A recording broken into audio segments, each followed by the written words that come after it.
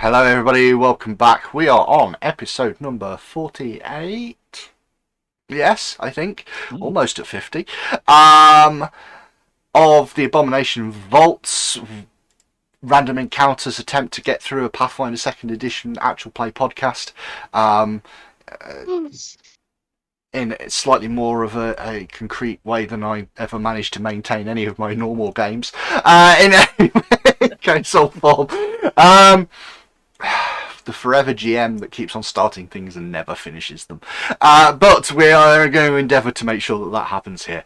Where we are at, though, is, well, it's new. It's entirely new. They're not on the 3rd level anymore. They're not in the library anymore. They've gone down a floor. And the very first thing that they come across while they're down here is a murderer.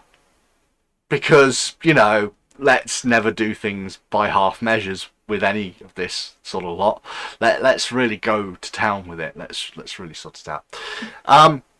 A small bit of the lore, which I believe we have brought up a little bit, at least a little bit in the past, about this individual. So starting to actually dig into something that is background for Atari rather than background of the Abomination Vaults itself. A druid who was ultimately discovered to be a bit of a problem. Somebody that Phelan probably has never seen before. About 30 years ago that this happened, but certainly knows about.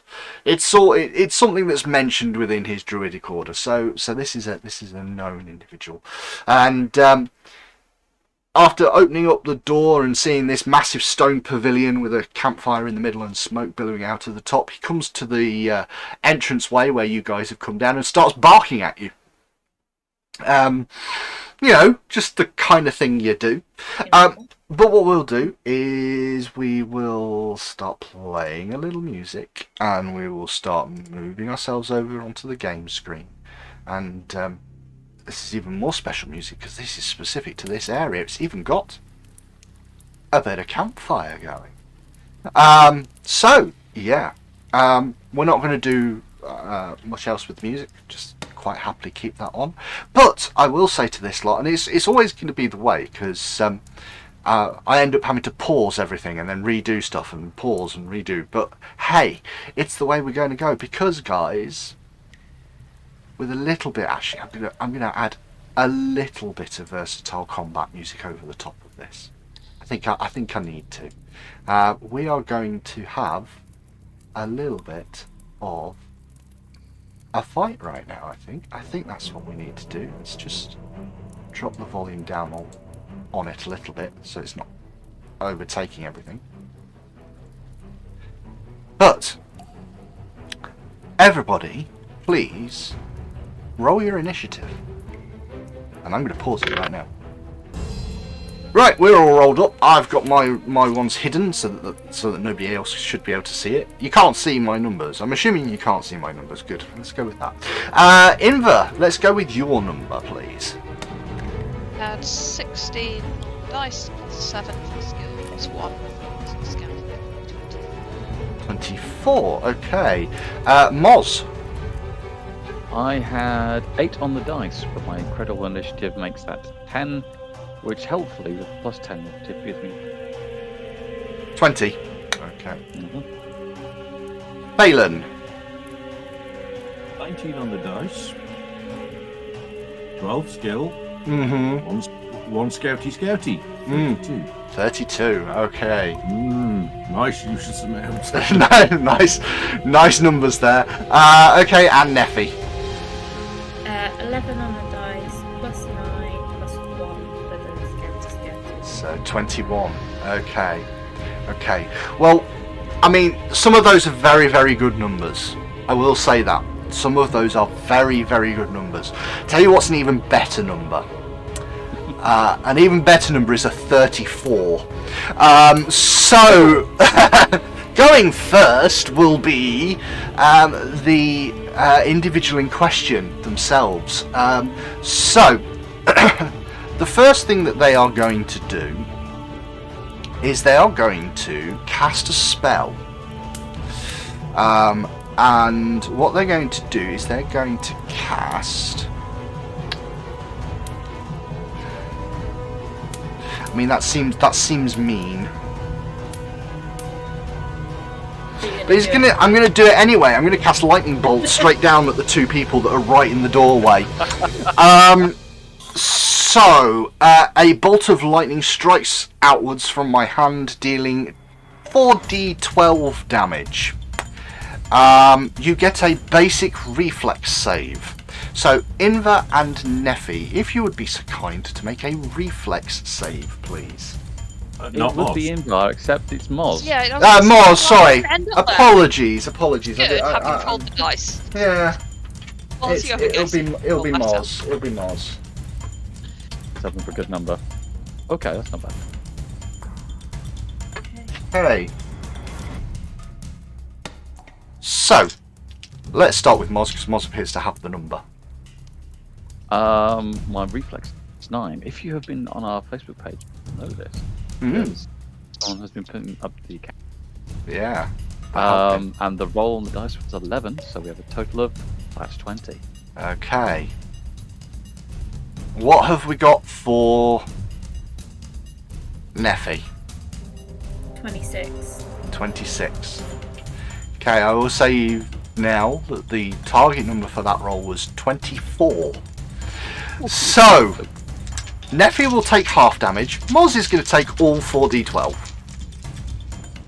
That's alright, David. 29 points of damage. So 29 points of damage to Moz, and that would mean that Nephi will take 14. Okay. The next thing that happens is somewhat different, as all of a sudden this individual that you know is Jarl begins to twist and its body extends. Arms go longer, the legs start to twist and double up on themselves. The face begins to stretch forwards, as it would appear that Jarl Mesmin is actually not just a druid. It's a transformer. But is in fact a werewolf. Well, he's quite there, a wolf. But that is all of his actions. So it's now Phelan's turn. Has there been commentary that he's changing shape? I mean, that's up to Nephi and Moz. They have just been electrocuted. They might not really want to say anything, I don't know. Have I been paying attention? Oh yeah. Oh yeah, you've been paying attention. You have been paying attention, don't worry. He was stood in front of you, snarling and barking at you. You've been paying attention. He also just all flesh warpy. He's getting all strange. I remember from talking to a bloke in the village that there was rumours that he was a werewolf. Right. So, for one action, I'm going to take out the silver hatchet and hold it out. Inva, pass this to Moz. And then I'm going to do a two action level 1 heal spell on Okay, fine. Yep, that makes sense. because that's going to use up the. I'll use up a charge from the staff. Yep. Okay, so that's going to be 12 points of healing. Because I don't add my casting stat. No, not on this one. No. It'll be D8 plus 8. So yeah. Yeah, so that's going to be 12 points of healing. In fact, D8 plus 8 plus 1 because of the staff. Yeah, because it was 3 on the dice. Okay. So, draw on a weapon and cast a spell for 2 actions. That is your 3 actions. Inva. So again, so I've passed a weapon forward, and I guess I can make some sort of assumption about the reason why I passed that forward. Yeah.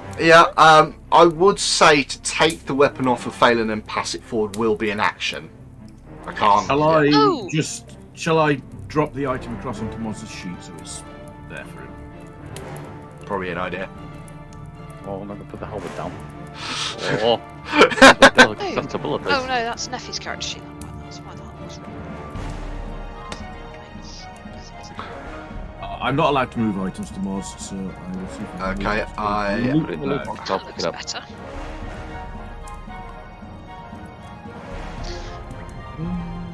Yeah, it's in the loot box now.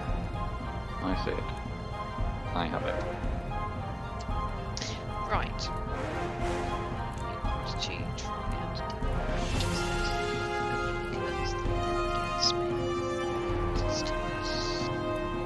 Okay.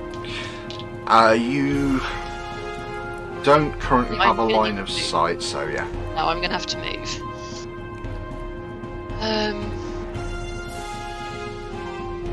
Take an action to do the passing thing.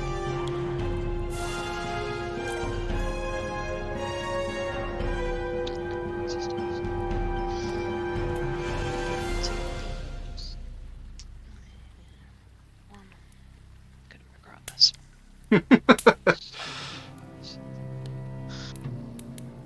Right. Okay, yeah, then I'm going to try and demoralise, which is an intimidation check. It is indeed an intimidation check, yeah. Which is plus 11.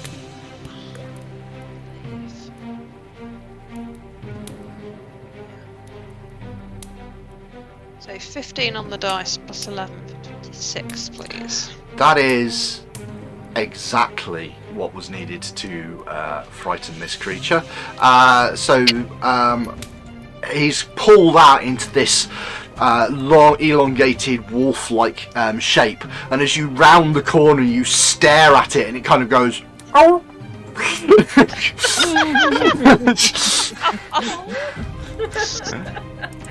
Cool. So that gives me +1 against its skill as well. Okay. Yep, it is indeed. That's all of your actions. Neffy. Is it 2 actions to demoralise then? No, Oh, no, that one means action I to can't hand now. over, one action to Yep. move, one action to Good, demoralise. Neffy, get in front of me, please. Go and hit it. It's squishy. I don't want to be at the front. They are mine. Well, In you're your own. going next. You can also go past and hit it. By the by. I am gonna. Okay. How reflexy does this thing look? I mean, it's a werewolf. But having said that, well, the problem is I can't tell you anything because you need an identification roll to get that. It's Yeah. a Pathfinder monster. It's got level 3 spells, so its reflex save is probably about +2 million. Yeah, I was thinking that. You would imagine that a creature like this is probably at least as good at reflexes as you are. Yeah, okay. We agree. No, we didn't. Would I already be armed with a loaded crossbow? We have generally speaking said that when you are travelling into somewhere you don't know, you have a loaded weapon. Just don't want to take the mick, so Mhm. as long as you're happy with me for that, Mm-hmm. I will.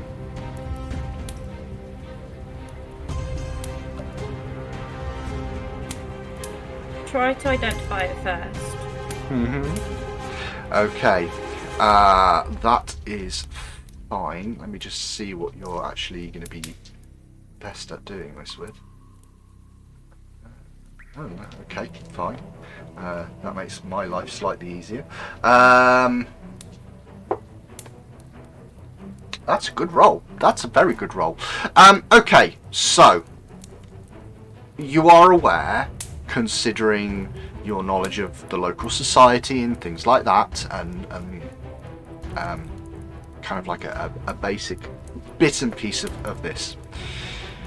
This is Joel Mesmin, okay? You know him and you know of him. He's a legend, you know, a bit beyond your time, but he's a legend of the local area in terms of what he did and who he was and the problems he caused. But that is kind of minor. It's kind of an aside note, because now you're interested in what is going on right in front of you. He is most definitely a werewolf. Shocker. Oh, a shocker. And because of the fact that everything else that goes on with this, you know, he's unique, so he's a named werewolf, okay? What sort of information do you want to know? Because you only passed, you didn't critically succeed. So my normal thing is his defenses, his offensive abilities, or anything else that doesn't fall under those categories. So it might be passive abilities, things like that. Does weaknesses fall under defenses? Defenses, yes. That one. Okay, so based on that, you know that he will have a very, very good will save. Okay, so his will is actually his strongest save. Alright, his reflex will be, however, his second best save, so that's the sort of thing that you know from that. He will, as a werewolf, have a resistance to poisons. Okay, that is one of the major things that he will have. But he does have a weakness to silver. I'm sure you're all surprised, especially Phelan, who's kind of worked on this one pretty much straight away. His major thing is, actually, he probably doesn't have a very good armor class, because he's just a human wearing armor, and now a werewolf wearing armor. So, yeah, there's not a huge amount really to say about that one. And I suppose you could claim that his, as in terms of a weakness,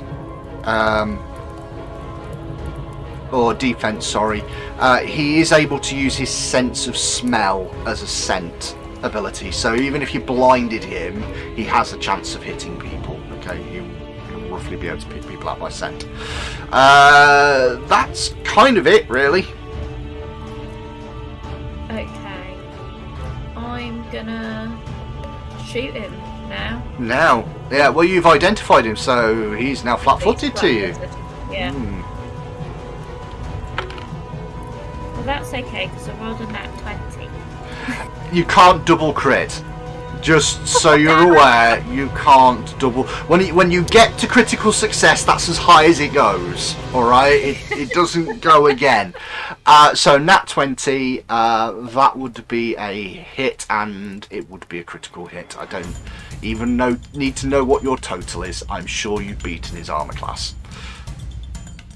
Okay, so standard bolt is a d6. He's flat-footed, so you are sneak attacking. Roll both of those, which is 2d6, and then double the total. okay. That is 6, 7, 9 double 18. 18 points Yeah. of damage. Okay, you fire this bolt, it hits him in his shoulder, and he kind of pulls back on it, and then just looks at you and snarls. Cool. I reload. You reload. That's your 3 actions. And then I look at Moz of, please get in front of me, Nova. The next thing that would be going is the wolf, but the wolf is going to delay. Sure, I approve. I don't trust it. In fact, it's going to ready.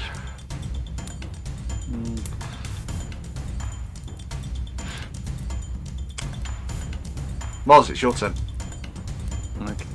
Thing is, I know what I would do in that posture. So I am 80% certain I know why the wolf is holding back. But I have just been handed this silver hatchet that doesn't have the reach that my halberd does. So it's that existential angst of, do I use this, which is going to be useful, or do I use this, which means I'm not going to get my face chewed on by a wolf and whatever that other thing is. Use the halberd. Step forward just in front of Inver. Use the halberd. Give him a bit of pokey, and when he comes to you, switch to the hatchet, and then just lay in. That sounds like a plan. We don't want to fight in the corridor, right? I mean, corridor fights. We don't want No, we don't. to fight Good idea. where we're in the corridor and they're not. I'm going to break through. I have to break through.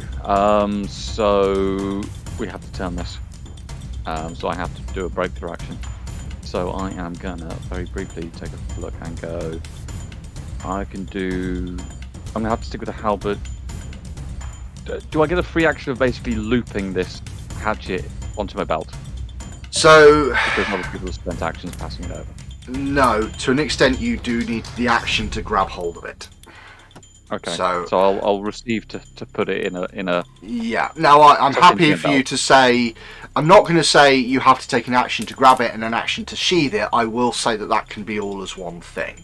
I Really? think that's entirely fair. So you grab it and put it onto your belt. And I will say that's one action.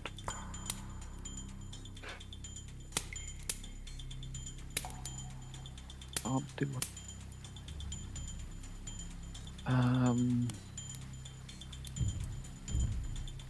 Second action is going to be to basically push past and gain some momentum, Mm-hmm. and then I'm going to stab with the halberd.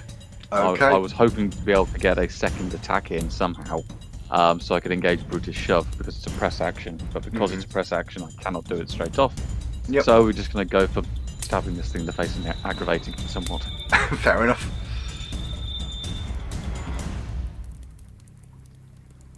That's a 9 plus, so 13.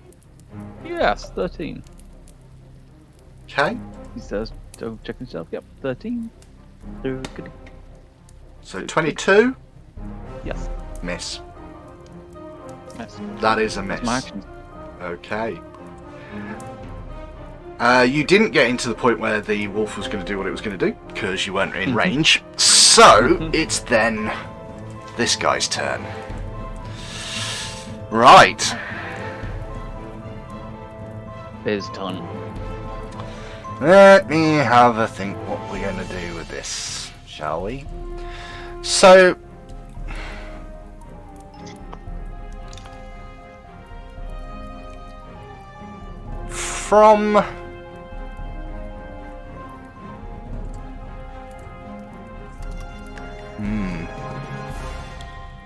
from where he is, rather than deal with you doing that and coming up close to him,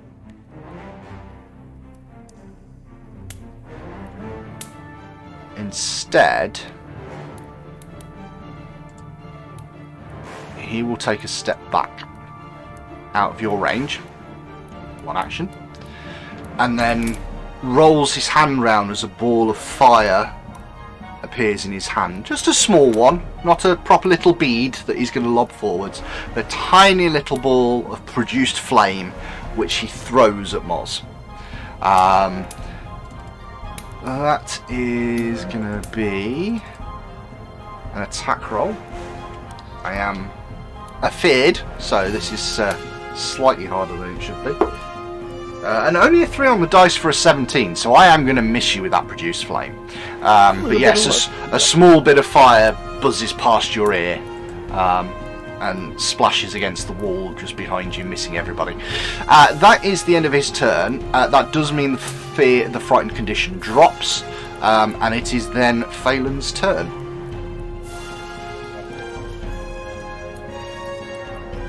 Okay. Phelan is going to come to the back of the party here. And Olarin's come down here. Right.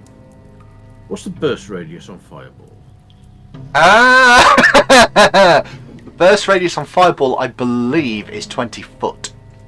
Right. And that's measured from a corner? From a corner. From a corner. So the easiest way of sort of doing that is I can drop you a 20 foot thing on a corner. 20. So you can see there that's covering up quite a bit. If you wanted it try it about there. about there, yeah, that would only hit him and his dog. Okay. One action to pluck a 4d6 fireball bead off the necklace of fireballs. Mm-hmm. One action To lob it. throw it at the location. Yeah. So, is this an attack roll, or is this just a straight? It lands where you. It lands where I do things, and it's a DC 21 basic reflex save. Yeah, it just hits where you want it to hit. Okay. Sure. Okay. So a basic DC 21. All right. So for him. 13 on the dice plus his reflex gives me 27. So I'm only going to take half damage on him, but I still take half damage. That isn't a critical success. On the doggo, all of a 6 on the dice with a plus 13 means I will take full damage on the doggo. Okay. So 9 for doggo, 4 for him. Okie dokie, that didn't quite go as well as it could have gone. This is true. But RNGesus giveth, RNGesus taketh away. Yep, indeed. It's still taking a reasonable chunk out of them, and that is your 3 actions. So a move, a pull, and an explosive. I will get rid of the AoE marker because that's gone now, and it is Inva's turn.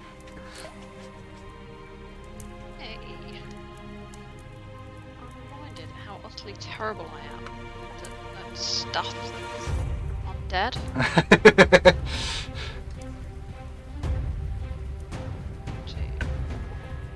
On the other hand, there's now 2 wolves, so that might actually justify using a slightly tricky spell. And currently, nobody in the party is in the way. Awesome. That makes it first. Pretty much. In that case, I drop a sound burst there. Okay, is that a 10-foot burst, that one? Yes. Yep, that will get both of them. And nobody else. And nobody else, which I think is that's the main thing, isn't it? Let's cast, that's it. Done. Okay, so... Okay, fortitude saves, please. Fortitude saves. For Joel himself, he only gets a 19. And for the wolf, 15. My save is I think it's more than that. Oh, 19 is my save DC. Okay, so he will take half damage, the dog will take full damage. It's 2d10.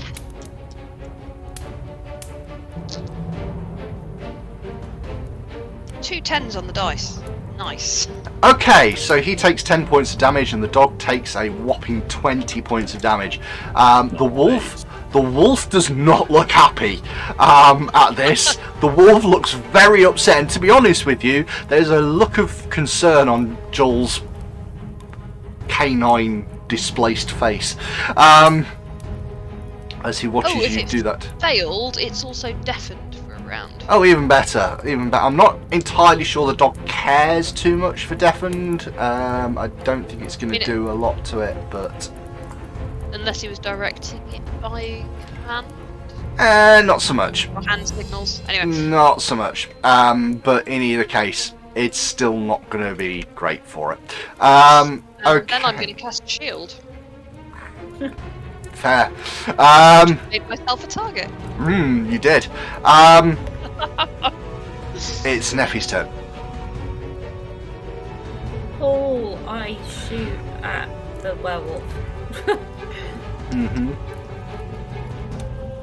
I appreciate it's not flat-footed, It's really not now, no. which is unfortunate. But hey ho. That is 24. 24 is a hit.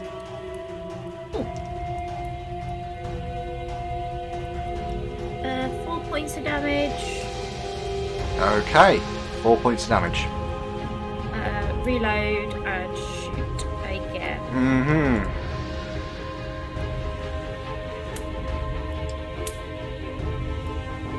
22 that time. That is gonna miss. That is gonna miss. Yeah. It's the wolf's turn. Hmm.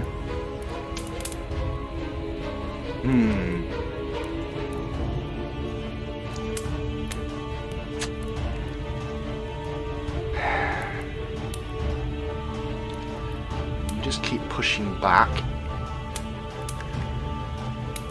It's going to take a step to avoid the attack of opportunity. Making that as gentle as he can to step into that space. And then we'll attempt to bite Moz.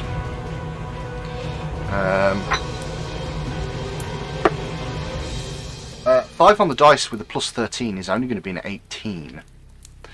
And that scratches up some of his plate, but does nothing more. It will try one more time. 11 on the dice, but this time I'm only adding 8 to that. That is a 19. That is still not going to connect to Moz. And it is now Moz's turn. Well, you're nice and close in, so you might as well persist with Albert, to be brutally honest. So having taken some scratches on each arm, you'll basically have the halberd up in a bit of a defensive posture. He'll just invert it, bring it hard down in a fucking sweep. Let's see how this rolls. That's a 12, 13, 20. 12 plus 13, 25. That is a hit. Woohoo.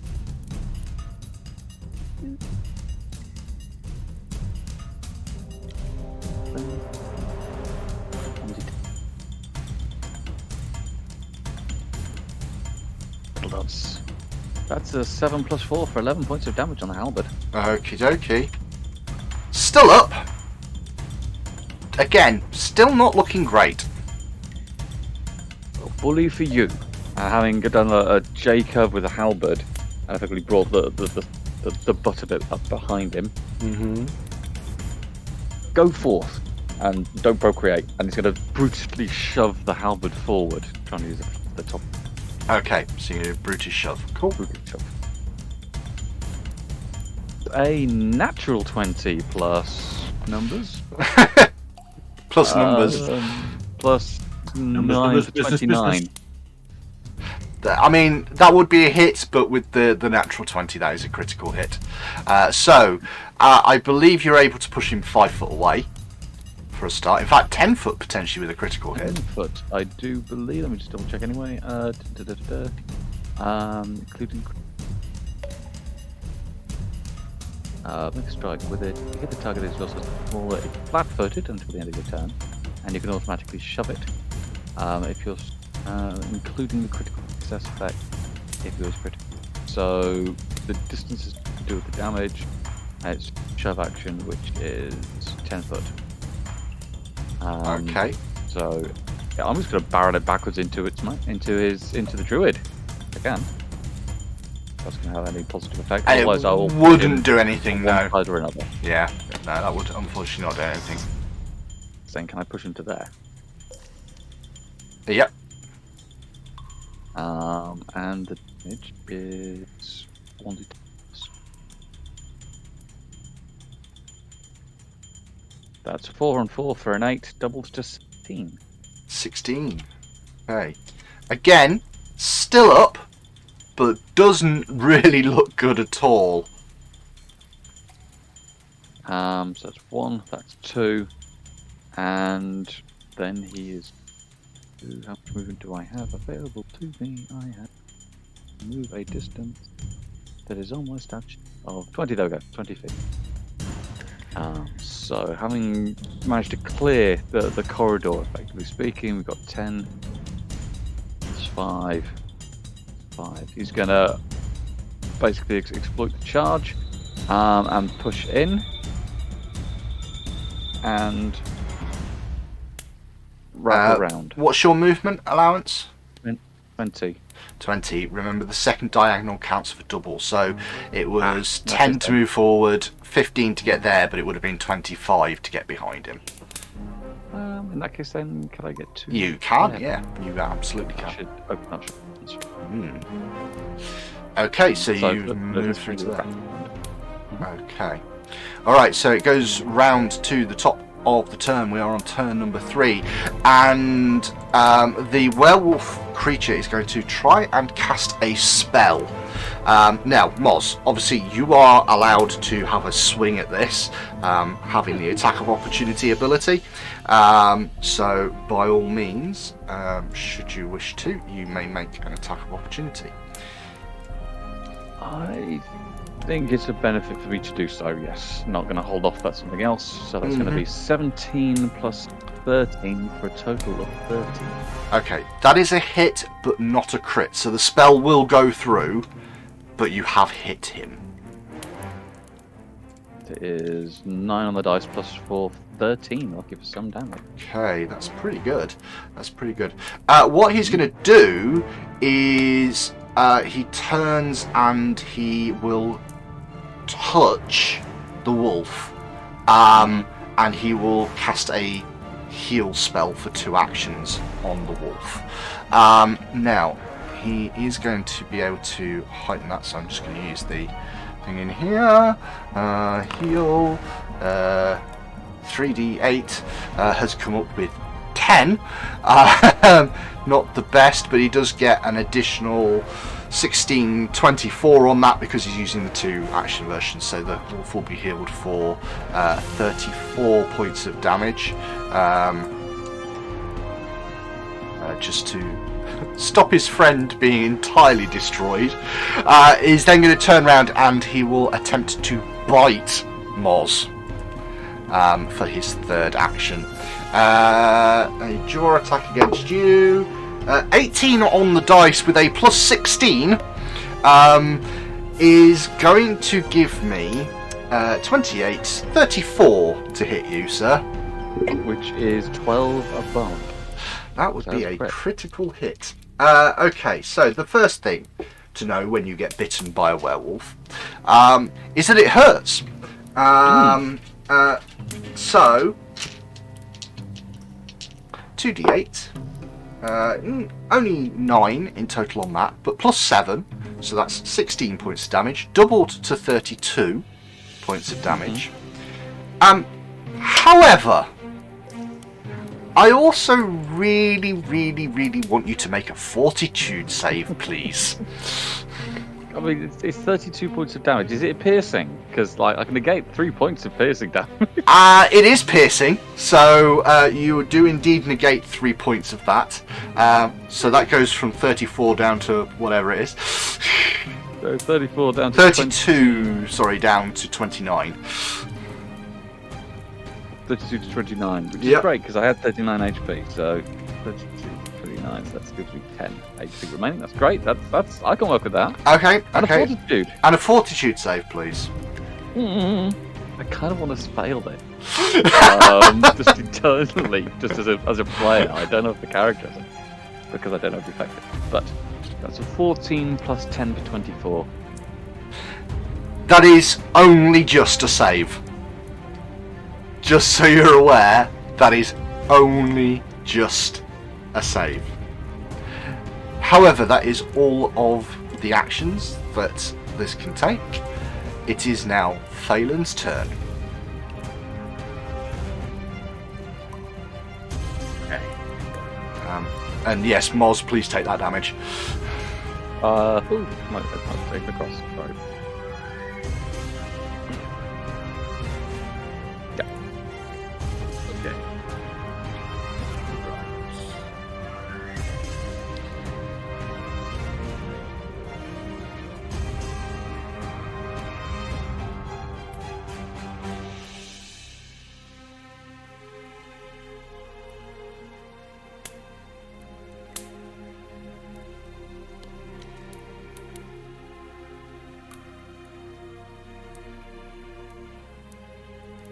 Okay. Looking at line of sight here, I can see Moz from here. Mm-hmm.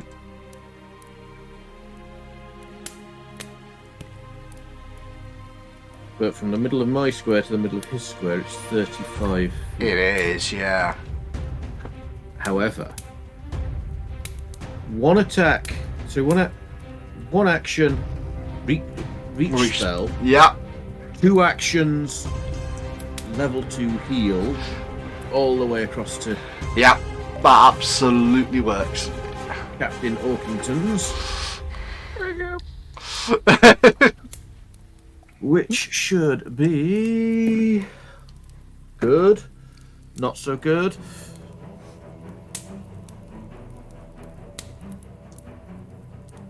$26 points of healing. Okay.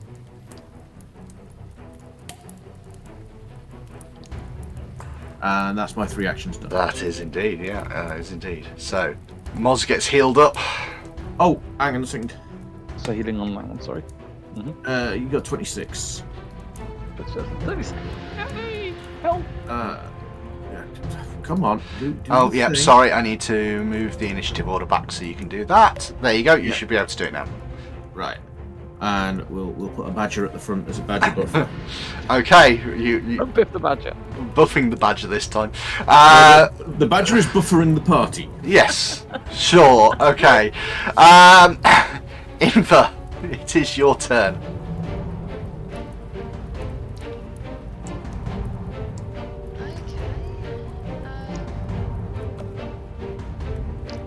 Wolf's still standing then. The wolf is looking very healthy again now.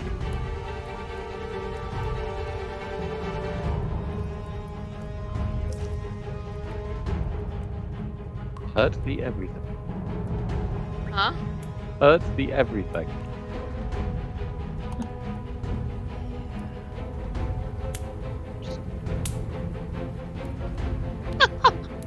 I've realised I've not shown you the artwork for this guy. Here we go. Let's make sure that everybody can see this. There he is.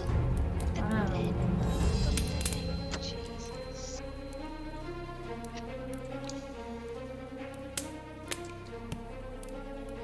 Not a nice looking fella. Not very nice.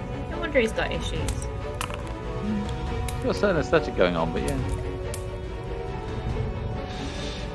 A little stuff of necromancy. Yeah, I.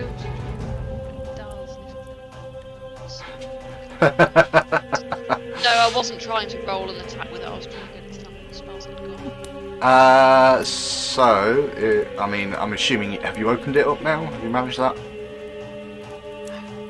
So it can do Chill Touch, Ray of Enfeeblement, Grim Tendrils, which I don't believe you can cast. And second level spells you can do Deafness and Gentle Repose. Ray of Enfeeblement seems like a plan. It's an option, certainly. From watching the fight, which one do I think is more likely to be unable to avoid it? So Ray of Enfeeblement is a reflex save, is that right? A fortitude save. The wolf is... Have it. Yeah, the wolf is very weak on it, but it's also, you do know that it is his weakest, so, as well, Okay. so... Then let's try Ray of Enfeeblement. Okie dokie. Natural 1. So that is a critical failure on Ray of Enfeeblement. I'm going to hero point. Why would you? Oh no! Oh, that's his! That's his! Okay, I thought you were rolling. It's Odin's fault. It's not an attack roll, no. Yeah. Right, cool, critical. Oh, actually, no, hang on. If you succeed, Raven figure attempt a ranged spell attack against the target. If you do, the creature then makes a fortitude save throw. Okay, make an attack roll against him. But it's going to be based on the spell and the staff, not me, isn't it? It's going to be based on your spell attack bonus, which is +9. Oh, is it? Yes. Oh, okay. Everything comes off your attacks. No. They don't do it by spell level of stuff and all the rest of it like they used to. It's much easier to get. Yeah. In that case, I'm still going to hero point my name Yeah. and have a 3 instead. So unfortunately, even though he would have critically failed, it did unfortunately miss. So that's 2 actions to do that. You still have an action. Oh, shield. Shield. Yeah. All right then. Fair. Neffy, it's your turn.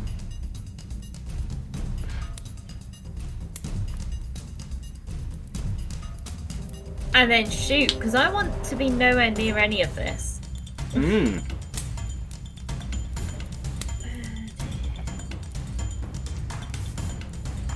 25. That is a hit. That is 4 points of damage, and then I reload again. Okie dokie. And you had to reload at the start of the turn, I'm guessing. So yeah. Okay. Yes. Makes it the wolf's turn. Wolf will step into that space there. And will then start to attack.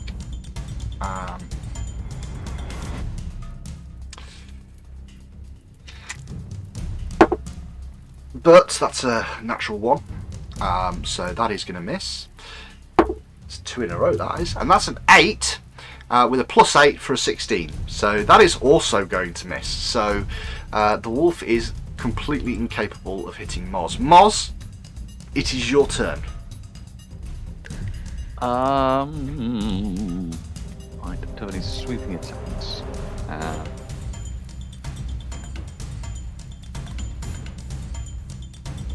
Damage on the hat is comparable. So with great internal pain. And a plan to have like several backup halberds in the future. Moz will release the halberd and question quick to the GM. I have a parrying scabbard.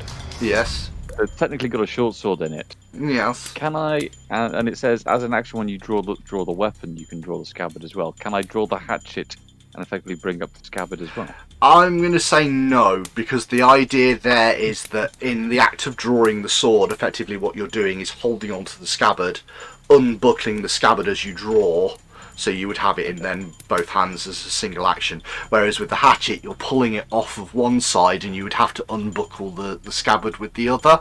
So it wouldn't be something that you could just do as a simple action, if that makes sense, to do both. Absolutely. So I'm going to be a little bit heavy-handed, perhaps, but that's my thinking on it. I'm good with that. That's good. So in that case, then yeah, he'll draw the hatchet and go, well, it is my first choice, but it's going to be my second and third. And he's going to lay in to the druid. Okie dokie. Make So an first- attack roll. That's a 6, which would be plus 13 for 19. That's not good enough. So hero point. Okay. At this Open point, gambit. yep. That's a 13 plus a 13 for 26. That is a hit. It's 1d6. This plus 4. Should be +4 because it should be the same. Yep. That's a 2 plus 4 for 6 silver. 6 silver damage. You hit into this, and there is almost a audible hissing noise on this guy's skin as you cut into it, and the silver begins to react with whatever curse is inside this creature. It definitely does more damage than you would expect, and he is clearly pained by the silver. So he brought it up onto his shoulder, half resting with his other arm across him, and he's put it down with the sweep. He's going to then reverse and come across laterally for his Okey-dokey. second attack, third action. That's a natural 20. Ow! Very nice. Okay, so what we're going to do here, because of the way that this works, is you are going to roll your d6, you're going to add 4, you're going to double that, I'm going to double this part, and also add that on top. So that's a 4 on the dice plus 4 gives us 8 slashing. Okay, which becomes 16. Mm-hmm. That's the crit. And then he also takes an additional extra set of damage Ooh. from the silver itself. Okay, that's the end of your turn, yes? Yep, that's 1, 2, 3. Okay, it is the start of Joel's turn. He shapeshifts back into his human form, collapses to his knees, and goes, "Please, no!"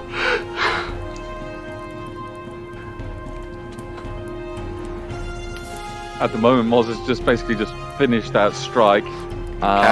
Is this effectively a free action, brief conversation? This is what he is doing. He is sacrificing his entire turn to beg for mercy. It is Balin's turn.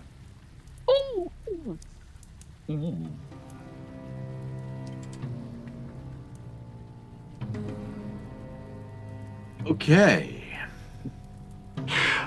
It's kind of poetic that you are the person to decide.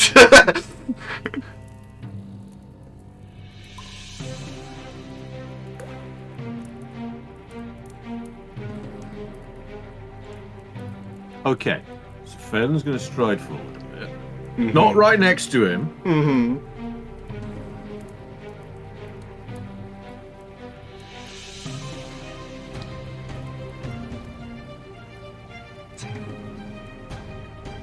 So, lad, what have you done to demonstrate repentance for the murders you've committed? Think fast.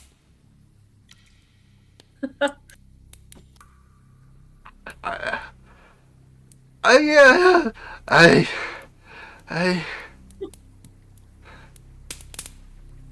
haven't. But I can give you something for my release.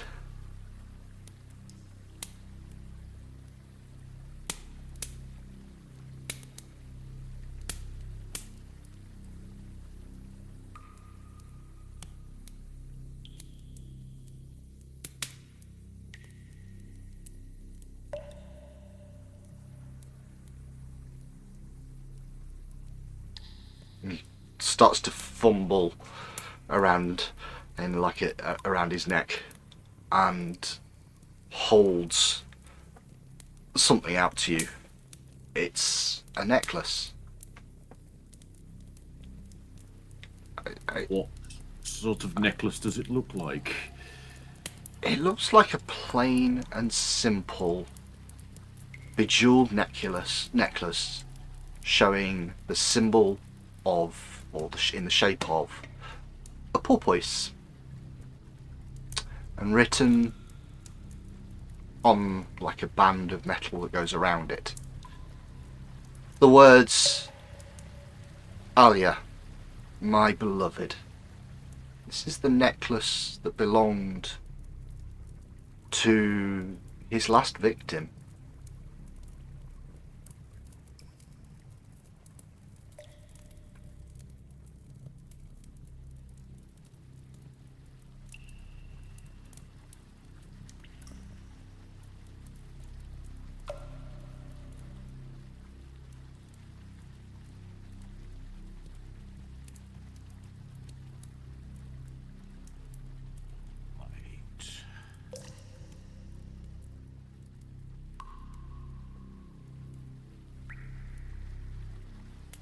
Is that what's his name's wife from town? Yes.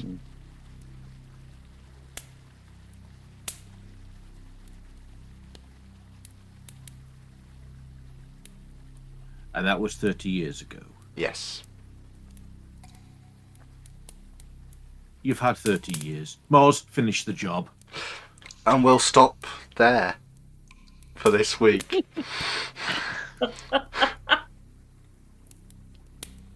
Always going to be fun. Always going to be interesting. Okay. Thank you very much, everyone. Thank you, Matt. No problems at all. Okay. Thank you very much, everyone. Thank you for coming on and watching this. We hope you are all doing well. And just to sort of say it again, if you happened to be willing to put a little bit of money towards the Great Ormond Street Hospital for the Gaming for Gosh charity event that's going on, I would definitely be very appreciative of that sort of thing. Don't worry, you don't have to do it through me or anything else like that. Just please make donations. Okay, it helps out these charities immensely. To all of the people that are subscribed, just as a note, I had a look at it very briefly. We're up to 97.